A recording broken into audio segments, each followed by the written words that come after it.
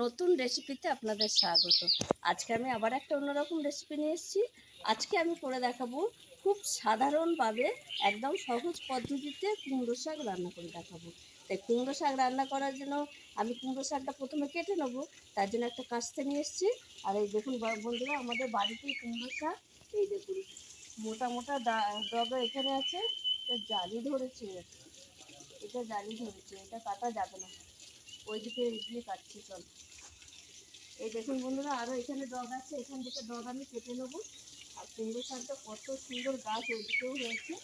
এইভাবে আমি ডগাগুলো কেটে নিচ্ছি, কচি কচি ডগা একদম। এটা জালি পড়েছে, এটা কাটবো না। আর ওই ঘরের চালে আছে কটা, গিয়ে কেটে নিচ্ছি। এই দেখুন বন্ধুরা, কুমড়ো শাক আমি কেটে নিয়ে এসেছি। আর এই কটা শাকেই হয়ে যাবে, বেশি লাগবে না। আর এখানে নিয়ে নিয়েছি সবজি, কুমড়ো শাক দিয়ে রান্না করবো। ঝিঙে, করলা, কচু, বেগুন, আলু আর কাঁচা লঙ্কা। আর আর কি উপকরণ দেবো আমি রান্নাঘরে গিয়ে দেখাবো। আর আপনারা সবজিটা আরও বেশি যদি নিতে চান, কম বেশি করে নিতে পারেন। আমার কাছে যা ছিল আমি তাই নিয়েছি। প্রথমে আমি কুমড়ো শাক আর সবজি কেটে নেবো, গাছতলায় বসে কেটে নিচ্ছি।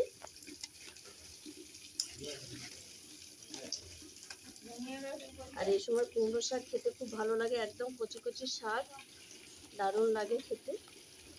এই দেখুন বন্ধুরা, আমরা কুমড়ো শাকটা এইভাবে কেটে নিচ্ছি।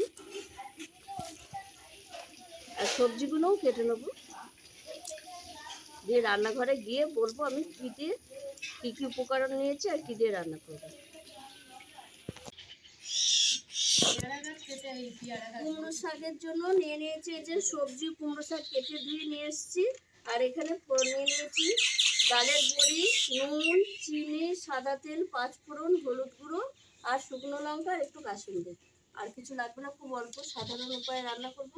প্রথমে আমি উনুন ধরিয়ে কড়াই বসিয়ে দিয়েছি, কড়াই দিয়ে দিয়েছি সাদা তেল। এবার আমি ডালের বড়িটা ভেজে নেব।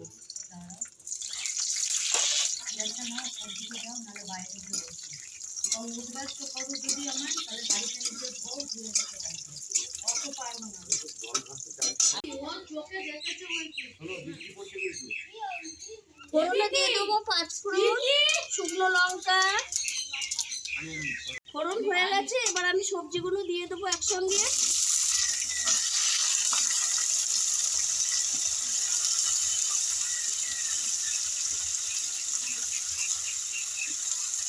সবজিতে আমি নুন হলুদ দিয়ে ভালো করে ভেজে নেব। এবার আমি সবজিতে দিয়ে দেবো স্বাদ মতো নুন, হলুদ গুঁড়ো দিয়ে আমি সবজিগুলো ভালো করে ভেজে নেব।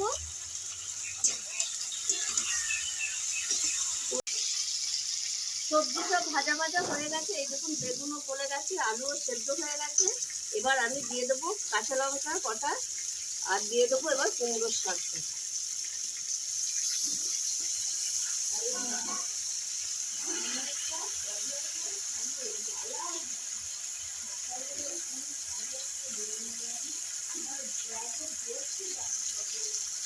কুমড়ো শাকটা একটু নেড়ে ছেড়ে জল দিয়ে দেবো, তাহলে আলু, সবজি, কুমড়ো শাক ভালো করে সেদ্ধ হয়ে যাবে।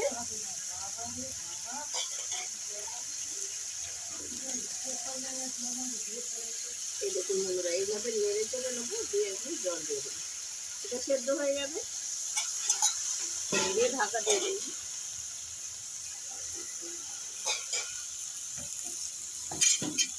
এবার আমি ঢাকা দিয়ে দেবো। এবার আমি 10 মিনিট হয়ে গেছে, ঢাকা দিয়ে জাল দিয়েছি। এবার আমি ঢাকাটা খুলে দেখে নেবো কুমড়ো শাকটা সেদ্ধ হয়েছে নাকি। এই দেখুন বন্ধুরা, ফুটছে।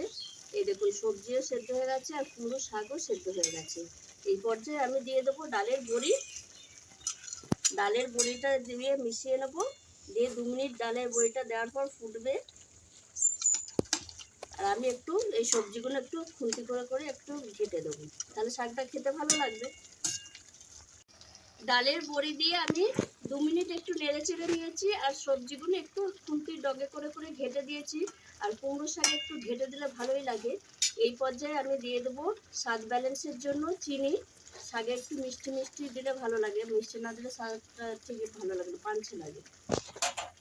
এবার আমি 1 মিনিট একটু নেড়ে চেড়ে নেব।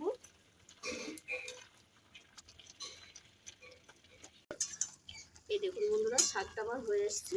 এবার একটু অল্প করে আমি কাসুন্দি দিয়ে দেবো। আর এই কাসুন্দিটা তো আমার ঘরেরই বানানো, অল্প করে দেবো, তাহলে শাকটা একটু খেতে ভালো লাগবে। দিয়ে একটু নেড়ে চেড়ে নেবো।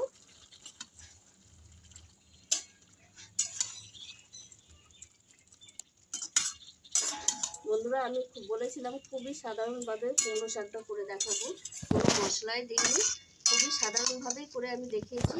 দেখুন কত সুন্দর হয়েছে। এই দেখুন বন্ধুরা, এই দেখুন কত সুন্দর হয়েছে শাকটা, একদম গলেও গেছে আর শাকটাও একটু ঘাটা ঘাটা হয়ে গেছে, দেখতেও ভালো লাগছে আর খেতেও ভালো লাগবে। এবার আমি নামিয়ে নেবো, আমার হয়ে গেছে শাকটা।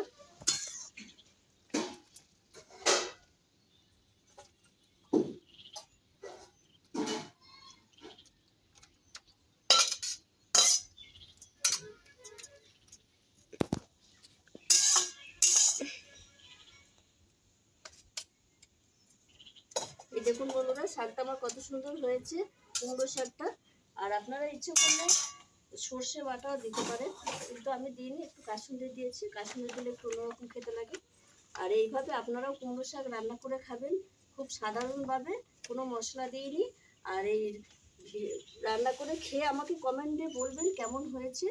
আর ভালো লাগলে, আমার ভিডিওটি যদি ভালো লাগে তাহলে আমাকে লাইক করবেন, শেয়ার করবেন, সাবস্ক্রাইব করবেন। আবার দেখা হবে আগামী ভিডিও। টাটা।